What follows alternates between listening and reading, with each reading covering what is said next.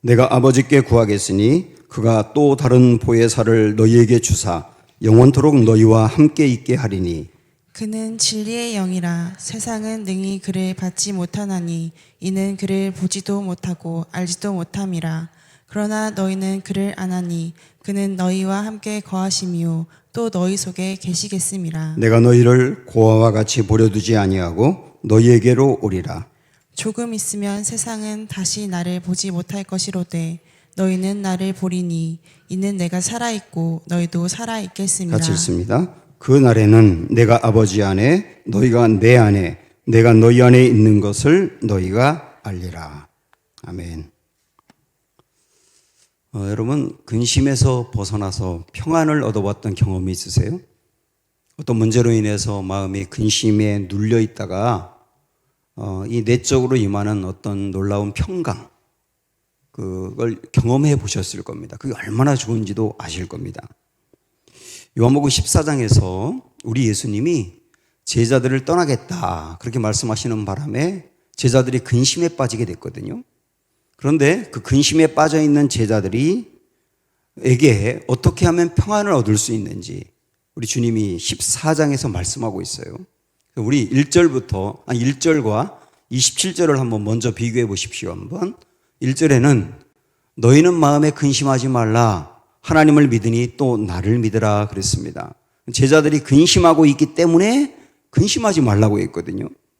그런데 27절로 넘어가 보면 거기 뭐라고 말씀하셨느냐 하면 평안을 너희에게 끼치노니 곧 나의 평안을 너희에게 주노라. 내가 너희에게 주는 것은 세상이 주는 것과 같지 아니하니라. 너희는 마음에 근심하지도 말고 두려워하지도 말라. 이렇게 말씀하셨어요. 그러니까 마음에 근심이 가득했던 제자들에게 우리 예수님께서는 평안할 수 있는 길이 있다는 거죠. 그리고 이 평안은 세상이 주는 것과 같지 않다. 세상이 주는 것은 사실 평안이라기보다는 편안이죠. 필요하고 원하는 걸 많이 갖고 있을 때 편안한 거거든요. 그거와는 다르다. 우리 예수님이 주려고 하는 평안은 그 평안은 내면의 근심과 두려움을 온전히 벗어버릴 수 있는 안정된 상태를 말하는 겁니다. 이렇게 근심으로 출발해서 평안의 길이 있다는 거예요. 그리고 그 사이에 1절과 27절 그 사이에 우리 예수님은 평안해질 수 있는 길을 약속으로 말씀하셨거든요. 크게 4개의 약속을 하신 겁니다. 우리가 이전에 하나씩 보았죠. 첫째, 천국이 있다. 그 천국을 바라봐라. 둘째, 너희는 나보다 더 큰 일을 할 거다. 그건 어떤 약속. 그리고 세 번째는 지난주에 본 것처럼 무엇이든지 내 이름으로 구하면 내가 행한다. 기도 응답에 대한 약속. 그리고 오늘 4번째 말씀하고 있는 거예요. 그러니까 이 4개의 약속을 주시면서 이거를 든든히 붙들고 갈 때 평안할 수 있다. 그렇게 말씀하신 것이죠. 그럼 오늘 4번째로 주시는 약속이 무엇인지 우리 한번 볼까요? 자, 16절 보시면 내가 아버지께 구하겠으니 그가 또 다른 보혜사를 너희에게 주사 영원토록 너희와 함께 있게 하리니 그랬습니다. 여기 보면 우리 예수님이 떠나가더라도 떠난 다음에 아버지 하나님에게 요청해서 보혜사를 보내주게 할 거다. 그러니까 보혜사가 너희에게 올 거다. 그러니까 그 보혜사가 올 것이니 걱정하지 말라는 거죠. 여기서 말하는 보혜사는 영어로 헬퍼라고 말씀드렸잖아요. 헬퍼, 돕는 자입니다. 근데 이거를 또 맛깔스럽게 이야기한다면 돕는 배필이에요. 돕는 배필. 하나님이 아담과 하와를 이렇게 창조하셨을 때 하와에게 뭐라고 말씀하셨느냐면 돕는 배필이 되라 그러셨어요.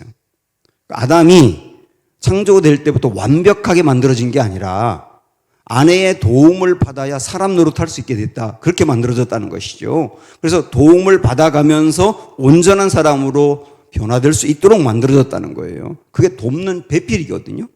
그런데 이처럼 우리 성령님이 우리에게 돕는 배필이 되신다는 거예요. 보혜사라고 말씀했지만 이 뒤에 넘어가면 이 보혜사가 성령인 것을 명확하게 말씀하세요. 이 성령이 우리에게 돕는 배필이 되신다. 그렇게 말씀하는데요. 성령은 하나님과 예수님과 함께 하나님이세요. 삼위 하나님을 말하는 건데 그 삼위 하나님 중에 성령이 너희가 돕는 배필이 될 거다. 이렇게 말씀하셨는데 여러분 이게 얼마나 중요하냐면 성령님은 어떤 분입니까? 성령님은 온 세상의 천지를 창조할 때 함께 창조하신 창조주세요. 그리고 예수님을 처녀의 몸에서 잉태하게 하신 분입니다. 성령이시거든요. 그리고 예수님이 이 땅에서 사역하시는 동안 수많은 기적을 베풀 수 있도록 능력을 부어주신 분이 성령이세요. 그리고 십자가에서 돌아가신 예수님을 죽은 자 가운데서 부활하여 살려내신 능력을 부어준 분이 성령이세요. 그 성령은 교회를 세웠고 교회에 어마어마한 생명을 불어넣어 주셨습니다. 이분이 성령이세요. 이분이 보혜사시거든요. 그분이 우리를 돕기 위해 오신다는 거예요. 왜 성령을 돕는 자라고 표현하고 있느냐? 성령님은 이 땅에 오신 것부터가 돕기 위해 오셨고 처음부터 끝까지 우리를 도우시기 위해서 지금도 역사하시고 있고 우리는 도움이 필요한 존재이고 세상의 도움도 있어야 되지만 세상의 도움은 우리를 온전히 책임지지 못하는 것이지만 주님의 도움은 우리를 완벽하게 책임지는 진정한 도움이 되기 때문이에요. 그렇게 하기 위해서 우리에게 오셨다. 그렇게 말씀하시죠. 근데 이 성령을 여기 보면 또 다른 보혜사 이렇게 표현했거든요. 또 다른 보혜사. 이걸 해석한다면 나와 똑같은 또 다른 배필 이렇게 말할 수 있어요. 그러니까 이렇게 보면 보혜사가 두 분이라는 거죠. 두 분. 나와 똑같은 또 다른 배필이라고 했으니까. 한 분은 누구예요? 지금 보내주시겠다고 한 성령이 보혜사고 또 한 분은 예수님을 말하는 겁니다. 예수님과 성령 두 분이 우리의 보혜사가 되신다는 거죠. 지금 우리에게도 말씀하는 거예요. 예수님이 보혜사가 되시는 거 여러분 말씀을 한번 먼저 보시면 우리가 죄를 지을 때 우리 예수님은 어떤 분이시냐? 만일 누가 죄를 범하여도 아버지 안에서 우리에게 대언자가 있으니 곧 의로우신 예수 그리스도시라 그랬어요. 그 대언자라는 말이 파라클레토스라고 하는 헬라어를 쓰고 있어요. 파라클레토스. 그 파라클레토스와 똑같은 그 대언자와 똑같은 의미가 보혜사거든요. 그 보혜사는 곧 대언자라는 얘기예요.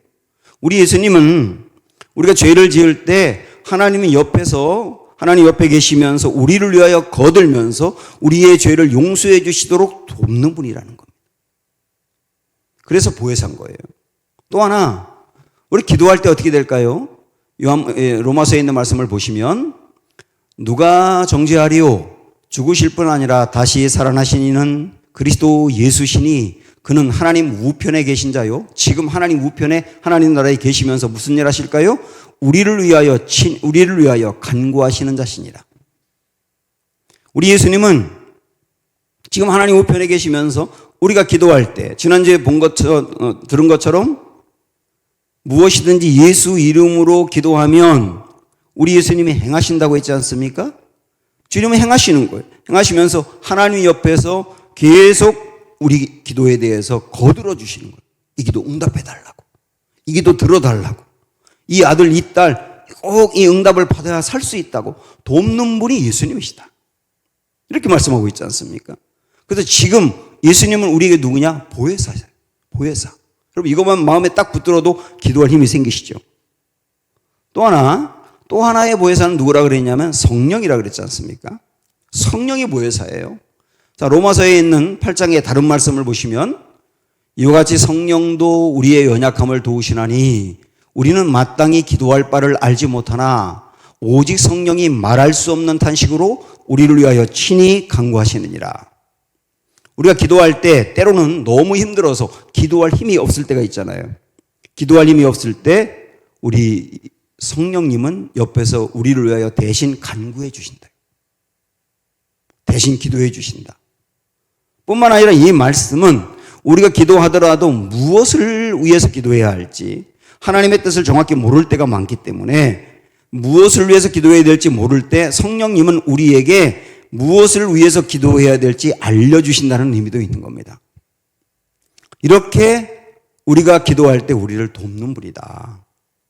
그래서 우리에게는 두 분의 보혜사가 있다. 두 분의 돕는 배필이 있다. 한 분은 예수님이고 한 분은 성령님인데, 예수님은 하나님의 나라에서 우리를 위해서 돕고 있고 성령님은 이 땅에 오셔서 우리를 위해서 돕고 있다는 거예요. 이것이 지금 우리가 받고 있는 은혜의 상태거든요. 기가 막힌 것이죠. 자, 그럼 이분이, 이 성령님, 우리에게 오셔서 우리를 돕는다고 한 성령님이 지금 어디에 계시는가? 16절, 17절 다시 보십시오 한번. 성령님이 계시는 주소가 나왔습니다. 내가 아버지께 구하겠으니 그는 또 다른 보혜사를 너희에게 주사 영원토록 너희와 함께 있게 하리니 그는 진리의 영이라. 세상은 능히 그를 받지 못하나니 이는 그를 보지도 못하고 알지도 못함이라. 그러나 너희는 그를 아나니 그는 너희와 함께 거하시며 또 너희 속에 계시겠습니다. 성령 어디 계시다고요? 우리와 함께 하실 뿐만 아니라 우리 속에 계신다 그랬어요.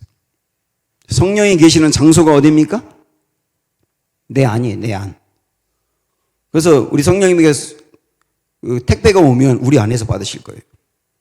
우리 안이 성령님이 계시는 주소다 그 말이에요. 그런데 성령님이 우리 안에 계실 뿐만 아니라 조금 이따도 다시 보겠습니다만은 18절 그 다음 말씀 여러분 성경에서 보시면 거기서 뭐라고 말씀했냐면 내가 너희를 고아와 같이 버려두지 아니하고 너희에게 오겠다 그랬어요. 내가 너희에게 오겠다. 이 말씀하신 분이 예수님이시거든요. 그러니까 예수님도 지금 하나님의 나라에서 우리를 돕는 분이실 뿐만 아니라 예수님은 하나님 나라에도 계시면서 뿐만 아니라 성도들의 각 사람 속에 함께 들어가셔서 우리 속에 계시겠다는 거예요. 그러니까 성령님만 내 안에 계신 게 아니라 예수님도 내 안에 계시다는 얘기죠. 이 말씀을 보면 또 하나 예수님이 앞에서 어떤 말씀하셨느냐면 아버지가 내 안에 있고 내가 아버지 안에 있다. 그래서 아버지가 있는 곳에 내가 있고 내가 있는 곳에 아버지가 있다. 이런 말씀이거든요. 그러면 예수님이 지금 내 안에서 내 속에 계시다고 한다면 곧 누가 계시는 거냐면 하나님이 계시는 거예요. 이렇게 본다면 지금 우리 속에는 성부, 성자, 성령, 삼위일체 하나님이 내 안에 내 속에 계시는 거예요. 놀라운 일이죠. 구원받았다라고 하는 것은 예수님을 모시고 산다고 하는 것은 삼위 하나님을 내 안에 모시고 사는 일이다. 무엇이 근심이 되겠어요? 이걸 정말 믿고 산다면 무엇이 근심이 되겠어요? 물론 삼위 하나님이 내 안에 항상 사신다라고 할 때 두려움도 있겠죠. 어떻게 쉽게 죄를 짓겠습니까? 그럴 수도 없겠죠. 그런데 무엇보다 내 안에 계신다는 걸 믿을 때 정말로 우리는 당당하고 근심이 없게 되겠죠. 그런데 또 뭐라고 말씀했냐면 그 내 안에 계신 하나님이 영원히 계시겠다. 영원히. 영원히 내 안에 계시겠다. 지금 이 땅에 사는 동안뿐만 아니라 나중에 우리가 하나님의 나라에 갔을 때에도 변함없이 언제나 영원토록 나와 함께 하실 거다. 여러분 구원받았다고 하는 게 이 놀라운 거라니까요. 아마도 세상 사람들이 이 이야기를 들으면 미쳤다고 할 거예요.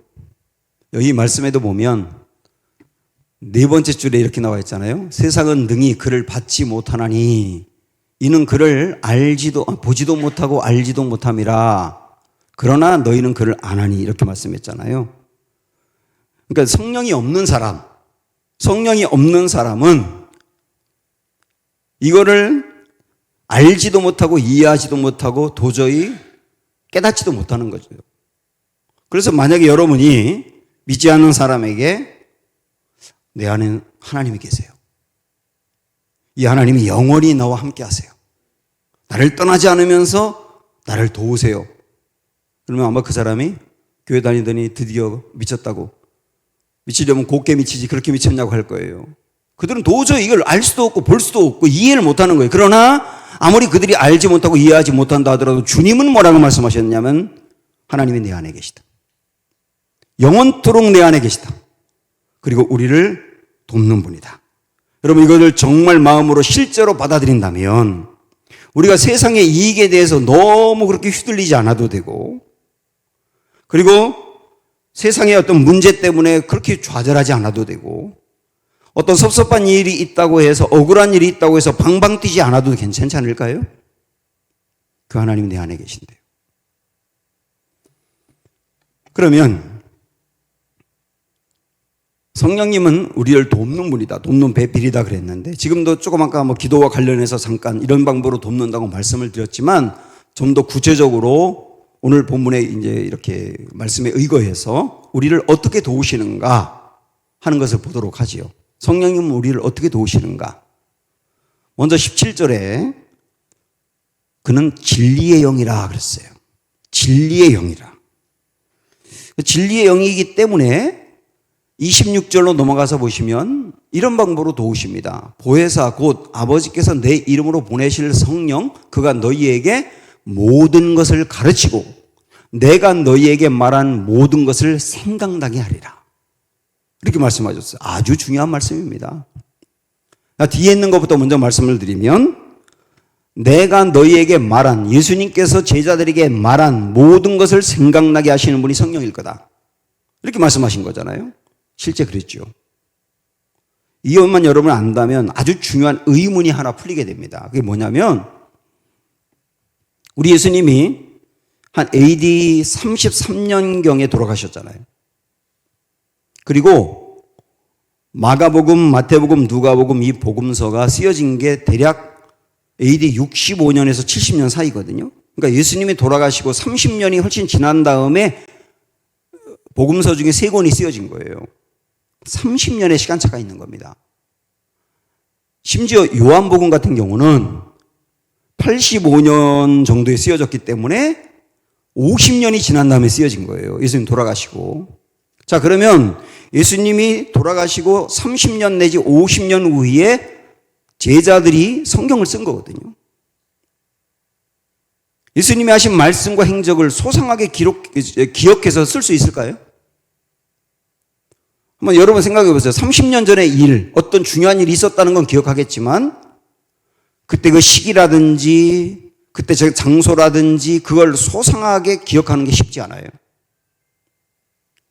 더더욱 50년이 지난 일이다?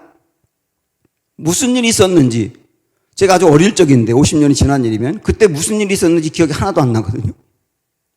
그런데 그때 들었던 말씀, 그 말씀의 내용, 강의를 들었다 할 때 그 강의의 내용 소상하게 50년이 지난 다음에 기록할 수 있을까요? 불가능하죠. 그래서 어떤 사람들은 이 복음서는 허구다, 이거 예수님의 말씀이 아니라 제자들이 그냥 쓴 말이다, 이렇게 폄하합니다. 그런데 오늘 이 말씀을 보면 이 모든 게 풀리는 거예요. 성령은 진리의 영이기 때문에 진리를 알려주시는데, 예수님이 제자들에게 하셨던 말씀을 생각나게 하신다 그랬어요. 그래서 30년이 지난 다음에 50년이 지난 다음에도 예수님이 하셨던 말씀과 그 내용, 그 세세한 부분까지도, 행적까지도 제자들에게 그대로 기억나게 하셨고, 기억난 것을 기록한 게 복음서란 말이에요. 그렇게 본다면 성경은 하나님의 말씀인 게 분명하고, 하나님의 감동으로 쓰여졌다고 하는 말이 맞는 말이고, 성경은 그 자체로 진리가 맞는 말이고, 그리고 성경대로 살아갈 때 잘 될 수밖에 없는 거예요. 성경에서 어긋난 삶을 살 때 안 되는 게 당연한 거고, 이게 죄인 거죠. 왜냐하면 진리의 성령님이 예수님의 말씀이 생각나게 해서 기록한 게 성경이니까. 자, 이렇게 본다면 예수님의 말씀이 우리에게 생각나게 하시는 분이 성령이다 그랬는데, 그런 방법으로 우리를 돕는다 그랬지 않습니까? 그러면 우리가 어떤 고난을 만나거나 어려운 일을 만났을 때, 그때 우리가 고난 중에 힘들고 어려울 때 성령님은 우리에게 하나님의 말씀을 기억나게 하시겠죠. 그 말씀을 딱 붙드셔야 되는 겁니다. 저도 우리 교우들 중에 이렇게 신앙 간증이라든지 이렇게 목장에서 나누는 것, 이런 걸 들어보면, 그때 이런 어려움이 있었고 이런 아주 큰 고난이 있었는데 그때 이 말씀이 기억나서 이전에 들었던 그 말씀이라든지 읽었던 말씀이라든지 말씀이 기억나서 그 말씀을 붙들고 이겨냈다. 이런 간증들을 하는데 이게 좋은 간증인 거예요. 성령은 우리의 그 삶 속에서 하나님의 말씀을 기억나게 하고 그 말씀을 붙들므로 이기게 한다. 이렇게 우리를 돕고 있다는 거죠. 자, 뿐만 아니라 여기 또 뭐라고 그랬습니까? 진리의 성령은 모든 것을 가르친다 그랬어요. 모든 것을 가르친다. 그래서 성령님은 반드시 우리를 진리 가운데로 인도하세요. 성령이 우리를 인도하는 것은 반드시 진리입니다. 옳은 길로 인도하신단 말이에요. 우리가 불의해서 성령이 인도하는 길이 아니라 다른 길을 선택할 때가 있지 않습니까? 그러면 성령님은 우리 마음에 불편함을 주시는 거예요. 그래서 내가 그 길을 결정하고 가려고 하는데 마음이 불편한 거는 절대로 그냥 추진하지 말고 기다리는 게 좋습니다. 그리고 성령님이 그 길이 아니라고 하는 것을 명확하게 우리 안에 어떤 깨달음을 주실 때는 멈추셔야 되는 겁니다. 그리고 지나가 보세요. 그때 멈췄던 게 얼마나 중요한 일인지, 그때 멈추지 않고 계속 추진한 게 얼마나 어려운 일인지 나중에 지나가 보면 알게 될 거예요. 성령님이 이렇게 우리를 인도하는 거예요. 진리 가운데로. 모든 걸 가르친다 그랬죠. 모든 걸 가르친다. 우리 일상적인 삶 속에서 우리가 만나고 경험하고 선택하는 모든 일을 가르친다. 성령님이 내 안에 계신다 그랬는데 내 안에 가만히 계시길까요? 그냥 이렇게 가만히 계실까요? 그럴 리가 없지 않습니까? 우리 돕는데 우리가 만나는 모든 일 속에서 진리로 우리를 가르친다. 그래서 때로는 우리 마음에 어떤 감동을 주십니다. 깨달음과 감동을 주세요. 구약시대 때는 하나님이 이렇게 제가 여러분에게 지금 이야기하듯 육성으로 말씀했다 그래요. 그리고 예수님이 이 땅에 오셨을 때는 예수님의 말씀이 곧 하나님의 말씀이었죠. 근데 지금 성령이 내 안에 계시기 때문에 지금 우리에게는 하나님의 말씀이 어떻게 들리느냐면 내 속에서 들리는 거예요. 내 속에서 들리는 걸 우리는 깨달음과 감동이라고 말합니다. 말씀을 들을 때나 우리가 어떤 일을 만났을 때 내 안에 감동과 깨달음이 생길 때 이게 바로 성령님이 우리를 진리 가운데로 인도한다라고 여기시고 그 깨달음과 감동을 딱 붙들고 순종하며 실천하며 나아가 보세요. 그러면 그게 어떤 길이냐면 말씀 따라 사는 길이고 성령 따라 사는 길이에요. 그게 잘 되는 길이라니까요. 이렇게 우리를 진리 가운데로 인도한다. 분명히 우리가 이걸 경험해 가야 되는 겁니다. 또 하나, 우리를 돕는다고 했는데 또 어떻게 도우시느냐 하면 18절 말씀을 보면 내가 너희를 고아와 같이 버려두지 아니하고 너희에게로 오리라 그랬습니다. 고아처럼 버려두지 않는다는 거예요. 제자들이 예수님과 이 땅에서 3년 동안 함께 살 때는 꼭 부모님과 함께 사는 것 같았을 거예요. 자녀들이 부모님과 함께 사는 것처럼. 부모님이 자녀와 함께 살 때는 모든 걸 책임지지 않습니까? 제자들은 예수님과 함께 살 때 먹고 사는 거 걱정하지 않았거든요. 그거는 예수님이 책임졌어요. 예수님과 함께 먹고 예수님과 함께 자고 예수님과 함께 움직였거든요. 부모가 있는 것 같았어요. 그런데 우리 예수님께서 제자들을 떠난다고 할 때는 제자들은 어떤 느낌이었느냐면 고아처럼 버림받는 것 같았어요. 고아가 됐구나. 예수님이 떠난다면 우리가 고아지. 여러분 고아가 어떻습니까? 고아는 자기 스스로 자기가 자기를 책임져야 돼요. 먹고 사는 것부터 모든 것을 자기가 책임져야 되는 게 고아예요. 그래서 힘들고 어렵고 외로운 겁니다. 그리고 고아는 자기가 자기를 스스로 보호해야 합니다. 이전에 온 국민의 공분을 샀던 그 도가니라고 하는 영화가 있던 거 기억하세요? 실제 있었던 일인데 그걸 영화로 만든 것인데 어른들이 그 보호시설에 있는 여자아이들을 건드렸잖아요. 굉장한 상처를 주었잖아요. 근데 그때 어른들이 건드린 여자아이들이 누구냐면 부모가 없는 아이들이거나 부모가 있더라도 실제 아이를 보호할 수 없는 아이들만 건드린 거예요. 그러니까 인생에 보호자가 없다고 할 때, 내 자신이 나를 보호해야 되고 나를 책임져야 된다고 할 때 이게 얼마나 힘든 일인지 보여주는 거 아닙니까? 이게 고아거든요. 그런데 우리 주님은 제자들에게 뭐라고 말씀했냐면, 고아처럼 느끼는 제자들에게 내가 올 거야. 그리고 너희 속에 있을 거야. 그러면서 너희를 절대로 고아처럼 버려두지 않을 거야. 너희는 고아가 아니야. 이런 방법으로 돕는다는 거예요. 주님이 하신 말씀을 조금 확대하면 이런 얘기죠. 내가 다시 와서 너희와 함께 할 거야. 영원히 너희를 떠나지 않을 거야. 너희를 도울 거야. 너희가 기도할 때, 내 이름으로 기도할 때 그 일 기도대로 되도록 행할 거야. 그리고 너희를 통하여 더 큰 일을 할 거야. 절대로 너희는 고아가 아니야. 그거 꽉 붙들어. 이렇게 말씀하시는 거거든요.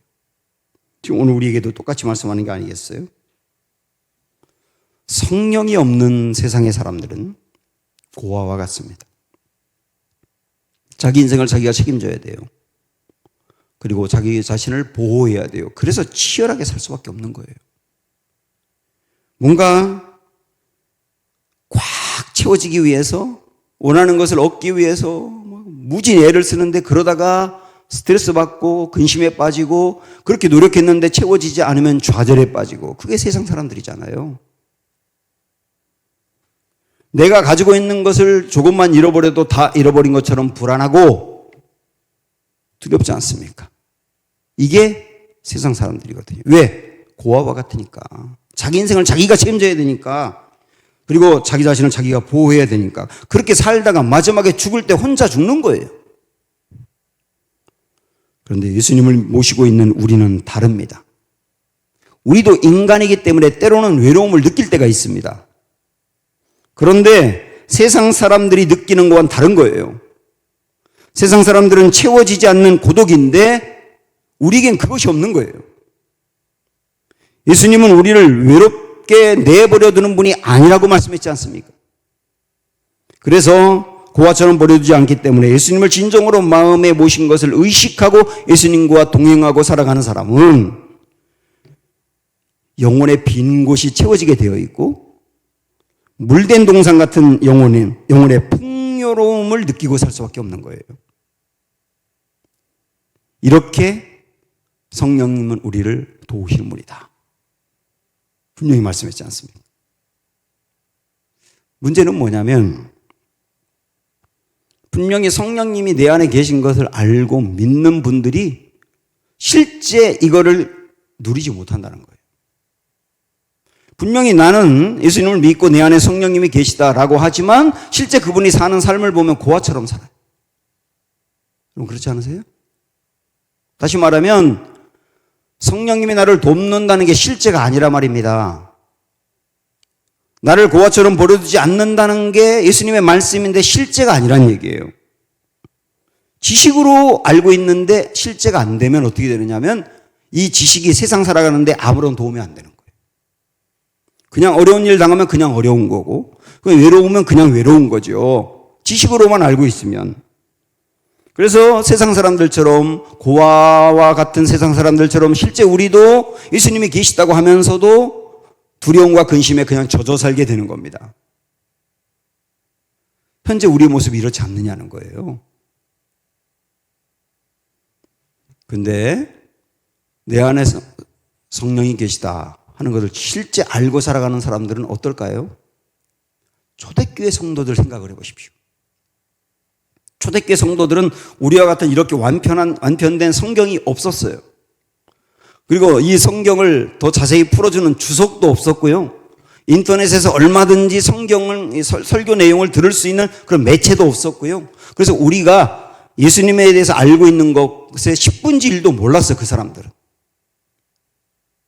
그런데 그 사람들은 우리와 비교할 수 없는 확신 갖고 살았고, 능력 있게 살았고, 고난을 이겨내며 살았고, 박해 당하더라도 끄떡하지 않고 감당했단 말이죠. 그 이유가 뭘까요? 그분들은 성경 안에 있는 예수님에 대해서는 잘 모를지 몰라도 내 안에 살아계신 예수님은 너무나 잘 알고 있었기 때문이에요. 우리의 문제는 성경 안에 있는 예수님에 대해서는 정말 척척박사 잘 알고 있는데 내 안에 살아계신 예수님에 대해서 잘 모르고 있단 말이에요. 중국 교인들에 대해서도 여러분 들어서 알고 계실 겁니다. 상당히 많은 지하교회 성도들, 지금은 이전과 좀 달라졌다고는 하지만 그래도 그분들은 이런 성경이 없어요. 가지고 있다 하더라도 뭐 요한복음 하나를 가지고 있다든지 그 중에 몇 장을 가지고 있다든지 뭐 그런 분들이 허다하거든요. 근데 그 몇 개 안 되는 그 말씀을 막 먹고 또 먹어서 그냥 암기해버리고 그 말씀 붙들고 사는 거예요. 한국 같은 데서 목사님들이 가면 붙들고 말씀 전해달라고 일주일 내내 전해달라고 그렇게 사모한단 말이죠. 아마도 그분들은 우리가 성경에 대해서 아는 것만큼 기독교의 교리에 대해서 아는 것만큼 그만큼 모를 겁니다. 그런데 우리와 비교할 수 없을 정도로 죽음의 위협 앞에서도 끄떡하지 않고요. 고난을 당해도 감당해내며 이겨내고 그 다음에 온전히 헌신합니다. 성경에 대한 지식은 부족할지 몰라도 그 가슴에서 예수님이 살아계시기 때문이에요. 내 안에 성령님이 계시다. 진짜 붙들고 믿고 실제가 되다 보니 그들의 삶은 이렇게 역동적이란 말입니다.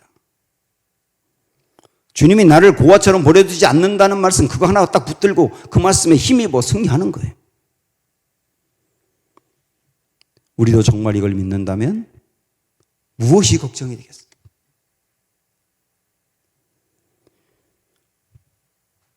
오늘 말씀 19절, 20절 보시면 조금 있으면 세상은 다시 나를 보지 못할 것이로되 너희는 나를 보리니 이는 내가 살아있고 너희도 살아있겠음이라. 그 날에는 내가 아버지 안에 너희가 내 안에 내가 너희 안에 있는 것을 너희는 알리라 이랬습니다. 이 마지막 뒤에 있는 부분을 잘 생각을 해보시면 우리 예수님 뭐라고 말씀하시느냐면 아버지 안에 예수님이 있다.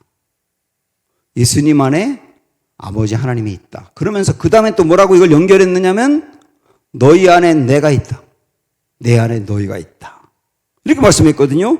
그러니까 예수님과 하나님은 떨어질 수 없는 완벽한 연합의 관계인 것처럼 예수님을 믿는 우리도 예수님과 우리는 절대로 떨어질 수 없는 이런 관계라는 거예요. 이거 붙들라는 거죠. 내 안에 가만히 계시는 게 아니라 완전히 연합이 되어서 우리 안에서 떨어질 수 없는 관계다. 이렇게 말씀하시는 거예요. 그래서 예수님을 만나고 예수님 붙들고 사는 사람은 강해지는 겁니다. 여기에 종이가 있는데요. 이 종이 한 장은 아주 연약합니다. 쉽게 찢어지고 구겨지고 버려지는 거거든요. 근데 이 종이 아주 연약해 보이는 이 종이를 콘크리트에 붙여보세요. 콘크리트 벽에 붙이면 이거 떼지 못합니다. 거의 찢어지지도 않아요. 아주 강해집니다. 우리 한 명 한 명은 굉장히 연약합니다. 날아가는 새도 떨어뜨릴 만한 새도를 갖고 있는 사람도 막상 만나서 이야기해보면 새가슴이고 그냥 두려워 벌벌 떨거든요. 사람들 다 그래요. 다 사람들은 연약합니다. 그러나 연약한 사람이 내 안에 계신 예수님과 밀착해서 진짜 이 종이를 콘크리트에 붙이듯 그렇게 든든히 주님 붙들고 산다면 우리는 어지간해서는 꺾이지 않는 사람이 된다는 거예요. 오늘 그거 말씀해주고 있지 않습니까? 그런 사람, 그렇게 실제 살아갔던 한 사람의 고백을 들어볼까요? 빌립보서 4장에 나는 비천에 처할 줄도 알고 풍부에 처할 줄도 알아 모든 일 곧 배고픔과 배부름과 배고픔과 풍부와 궁핍에도 처할 줄 아는 일체의 비결을 배웠노라. 내게 능력 주시는 자 안에서 내가 모든 것을 할 수 있느니라. 내 상황이 어떠하든 내가 만나는 환경이 어떠하든 그 안에서 나는 굳건하게 살 수 있는 일체의 비결이 있다. 그게 예수 그리스도가 그 안에 있기 때문인 것이요. 사랑하는 여러분, 실직을 당하셨나요? 궁핍한 상황에 빠져 있나요? 어떤 질병이 나를 힘들게 하나요? 죄송한 말씀이지만 이걸 너무 이상하게 생각하지 마십시오. 모든 사람이 다 살다 보면 순서는 다를지 몰라도 이런 것들을 하나씩은 경험하고 삽니다. 어쩌면 우리가 살아가는 과정에서 불가피한 어려움일 수도 있어요. 그러나 우리는 꺾이지 않습니다.